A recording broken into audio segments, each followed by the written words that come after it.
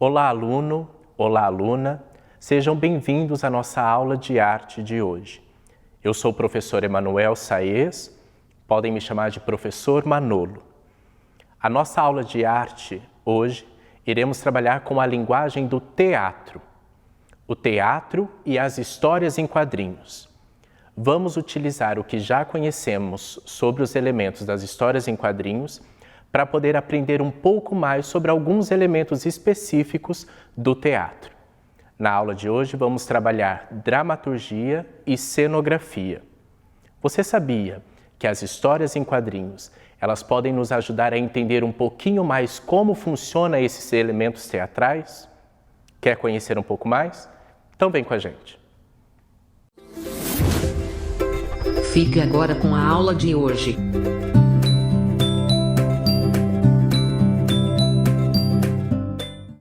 O teatro e as histórias em quadrinhos. Na primeira parte da nossa aula, nós vamos conhecer um pouco sobre texto dramático e dramaturgia e como as histórias em quadrinhos podem nos ajudar a compreender um pouquinho mais como funciona esse processo de criação no teatro. Vamos conhecer primeiro o que é um texto dramático no teatro.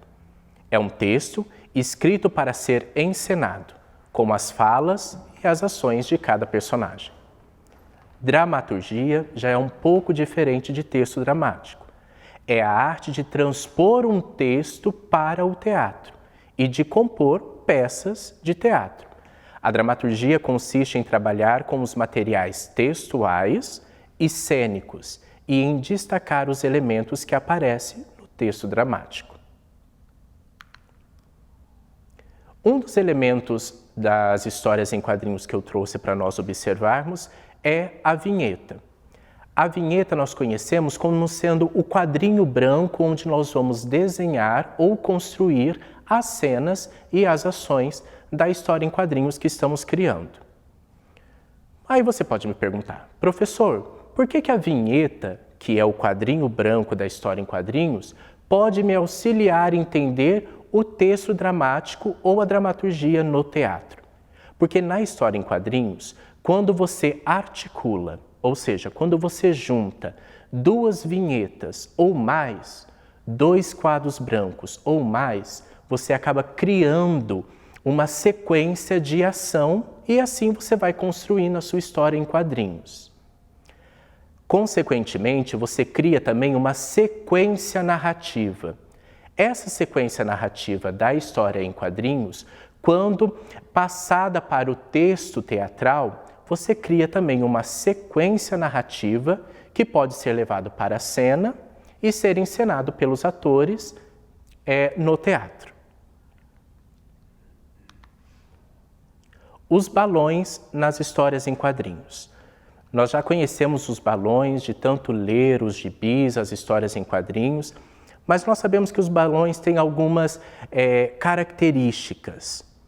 Uma delas é que cada balão, dependendo da sua forma e da maneira como ele é desenhado, é usado especificamente para uma fala ou uma ação.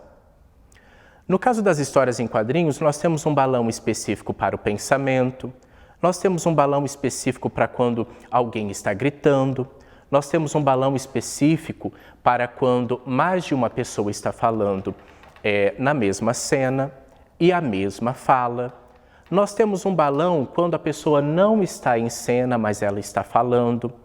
Nós temos um balão que vai nos indicar a ação daquela cena, porém não é uma fala de personagem. Cada uma dessas características desses balões, também quando passada para um texto narrativo, pode ser estruturado como um texto dramático e ser encenado pelos atores no teatro. As onomatopeias. Esse nome um pouco complicado, onomatopeias. As onomatopeias nada mais são do que elementos sonoros que nas histórias em quadrinhos indicam para a gente alguma ação. Aqui estão algumas onomatopeias. As características da onomatopeia nas histórias em quadrinhos é justamente essa, o formato, as cores, as letras como as palavras são escritas. Mas como que a onomatopeia funciona na história em quadrinho e pode nos auxiliar no texto dramático para o teatro? Quando um telefone toca numa cena da história em quadrinhos, nós usamos uma onomatopeia para poder simbolizar o som do telefone tocando. E assim a gente entende na história em quadrinhos que alguém está ligando, o telefone está tocando.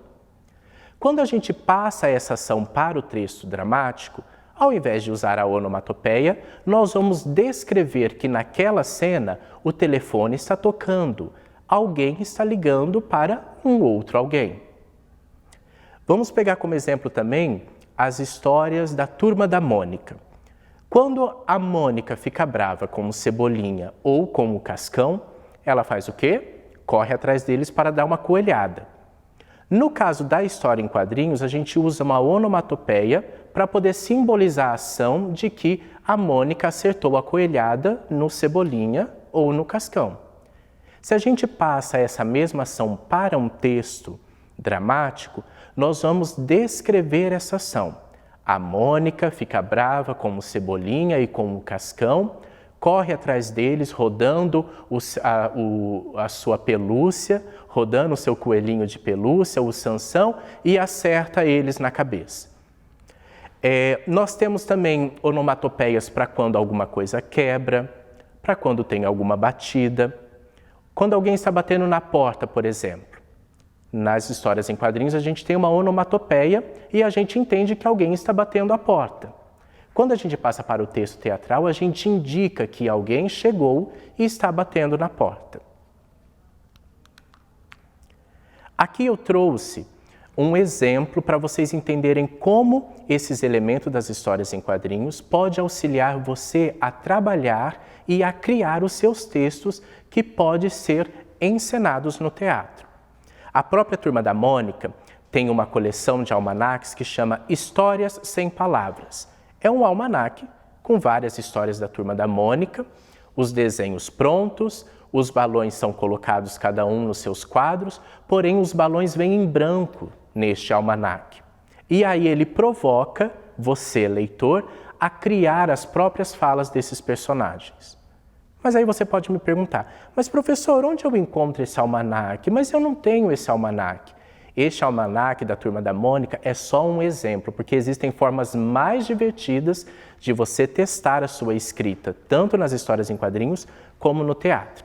Quer ver só? É só você pegar o seu caderno de arte, você separa uma página e aí você constrói os quadros, cada quadro no qual você vai construir a sua história em quadrinhos.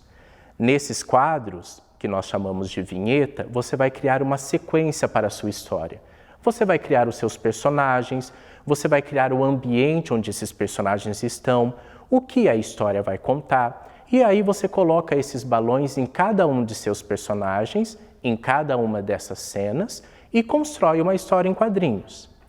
Depois que a sua história em quadrinhos ficou pronta, o que você faz? Você pega o mesmo texto que está nos balões, você pega as mesmas ações que estão em cada um dos quadros que você desenhou, na mesma sequência, e passa tudo isso para um texto escrito, um texto corrido.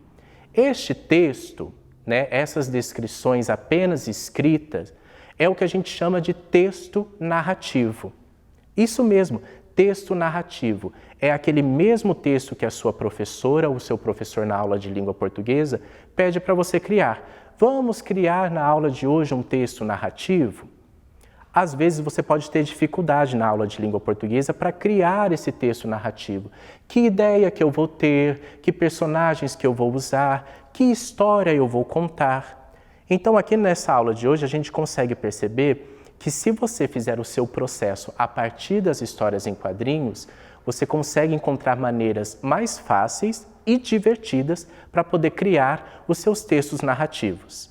E a partir desses textos narrativos, você pode entender como é que o seu texto pode ser encenado por um ator, por uma atriz ou por atores numa cena teatral. A segunda parte da nossa aula, nós vamos falar sobre cenário e cenografia. São duas palavras parecidas, mas elas também têm algumas diferenças. O que é o cenário? São os elementos e objetos decorativos e arquitetônicos que ajudam a compor uma espécie de quadro no palco. Porque é no palco onde a cena vai acontecer, aonde a história daquele teatro será contada. Já a cenografia é a arte da organização do palco e do espaço teatral. Ajuda a entender os elementos que aparecem no texto dramático. Lembra do texto dramático? Estávamos falando dele até agora há pouco. As ações e os elementos que estão no seu texto dramático, eles vão aparecer aqui também em cena. E aí a cenografia vai ajudar você a contar a sua história, aquela história que você escreveu. Aqui nós temos a imagem de um palco, né? No teatro é neste lugar onde o espetáculo acontece, onde os atores, as atrizes contam a história. No teatro, a gente costuma chamar o palco de caixa preta. Por que será caixa preta? Reparem nessa imagem. Parece um bloco escuro, como se fosse uma caixa escura. Por isso que nós chamamos no teatro o palco de caixa preta. Mas se no teatro nós temos o palco, qual é a relação que a gente pode fazer do espaço nas histórias em quadrinhos? Quem consegue adivinhar? Também já falamos delas hoje. As vinhetas, ou então, como nós chamamos também, os quadros brancos. Aqui no caso eu tenho algumas vinhetas, alguns quadros que ainda estão em branco. Em cada um deles eu posso criar, eu posso desenhar os ambientes onde a minha história irá acontecer. E da mesma forma que eu penso esses ambientes para as histórias em quadrinhos, eu posso depois levar esse mesmo ambiente para o teatro, no caso, no palco. Aqui eu trouxe um exemplo. Eu criei dois ambientes diferentes nas duas primeiras vinhetas. Os dois primeiros quadros estavam em branco, eu vou começar a contar a minha história em quadrinhos e eu criei dois ambientes. Ali no primeiro quadro nós temos o quê? Um ambiente externo. Eu consigo ver a fachada de uma casa, tem a calçada, a rua, tem as casas vizinhas. Já no segundo quadro, na continuidade da ação, eu entendo que a próxima cena vai acontecer dentro dessa casa. No caso específico ali, qual é o cômodo? Um quarto. Eu percebo que eu tenho uma cama, neste quarto tem um tapete, eu tenho um guarda-roupa, eu tenho uma janela e eu posso ter outros elementos também. No caso desses dois quadros, dessas duas vinhetas, eu trouxe apenas um desenho como exemplo. Professor, como é que a gente pode pegar esse mesmo exemplo do primeiro ambiente, que é externo, a fachada de uma casa, e depois esse ambiente interno, que é um quarto, e colocar na caixa preta do teatro, ou seja, colocar no palco? Vocês vão perceber que os elementos eles só vão mudar um pouquinho a forma e a sua espacialidade. Vamos perceber? Nessa imagem eu trouxe o exemplo de uma montagem do espetáculo Os Três Porquinhos. Aquela história que a gente conhece desde pequenininhos, tá? Aqui nesse palco a gente pode perceber que a gente tem uma estrutura, provavelmente de madeira, mas a gente tem uma estrutura que figura para a gente, ou seja, que ilustra para a gente que ali naquele palco tem uma casa. Inclusive a gente percebe que pela pintura, essa casa é feita de tijolos, é uma casa que tem flores no seu jardim, à frente. E a gente percebe também, tem uma janela, tem uma porta. Um dos personagens dessa história está dentro da casa. No caso, ele está até na porta, conversando com outro personagem que está onde? Do lado de fora dessa casa. Então, a mesma ideia de ambiente externo da fachada da casa que a gente tinha na história em quadrinhos, eu consigo trazer para o palco também. Eu consigo trazer para o palco também. Claro que nós iremos usar outros elementos, o tamanho desses elementos será um pouco maior, mas a gente consegue colocar. Tem outro exemplo aqui. Aqui o palco já é maior, nós já temos mais atores em cena. Porém, se percebermos, lá atrás nós também temos a estrutura do quê? De uma casa. A gente percebe que a parte da frente do palco, onde estão os atores, funciona como se fosse a calçada ou até mesmo a rua dessa casa. Mas lá atrás a gente consegue perceber. A casa tem uma fachada, tem portas, tem janelas, tem até uma varanda, tem um telhado, que no caso deste espetáculo no teatro, não tem telhas, mas a gente percebe que tem um telhado. Lá em cima do telhado também tem um personagem, ou seja, no teatro eu posso explorar estes elementos de maneira muito diferentes. E um quarto, o ambiente interno. Lembra da nossa segunda vinheta lá nas histórias em quadrinhos? Era um quarto. Como é que eu trago um quarto para o palco, para poder encenar dentro de um quarto? Aqui nós temos o exemplo de uma montagem do espetáculo Peter Pan, aquela história que a gente também conhece desde pequenininhos. A gente percebe que é um quarto de criança, porque tem os brinquedos, as camas são camas pequenas. Se nós lembrarmos da história, tem a Wendy e a Wendy tem os seus dois irmãos. Então, de um lado do quarto nós temos as duas camas dos dois irmãos, do outro lado do quarto nós temos a cama da Wendy, que tem uma boneca como brinquedo em cima da cama. Lembra da história do Peter Pan? Por onde que o Peter Pan entra pelo quarto da Wendy e dos irmãos? Pela janela. Então eu preciso colocar em cena uma janela. Lá no fundo nós temos uma janela muito grande. Uma janela que ela pode ser aberta para que o Peter Pan possa entrar. Nós também percebemos um guarda-roupa, nós também percebemos um relógio. Lembra da história? Tinha uma determinada hora da noite que o Peter Pan aparecia. Por isso que eu preciso colocar o relógio em cena, para que as pessoas entendam que naquele momento algo vai acontecer. O nosso próximo exemplo, também trazemos um quarto, uma cena do espetáculo do teatro musical Wicked. É um espetáculo americano, mas a gente percebe ali, só para contextualizar a história para vocês, conta a história das duas bruxas do Mágico de Oz. Lembra da história do Mágico de Oz, da Dorothy, que vai até a terra de Oz? Nessa história nós temos a bruxa boa do sul, que é essa bruxa que está de figurino, de roupa cor-de-rosa, e nós temos a bruxa má do oeste, que é a outra bruxa que está com o figurino preto. Você percebe que nesse espetáculo, onde conta a história dessas duas bruxas, a cama da bruxa boa também é cor-de-rosa, é alegre, brilha.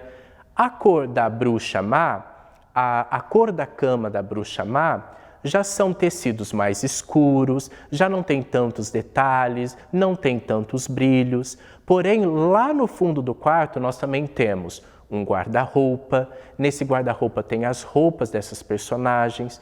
E atrás do guarda-roupa ainda nós também temos o quê? Uma janela muito grande que deixa perceber que está à noite, por isso que essas personagens estão no quarto.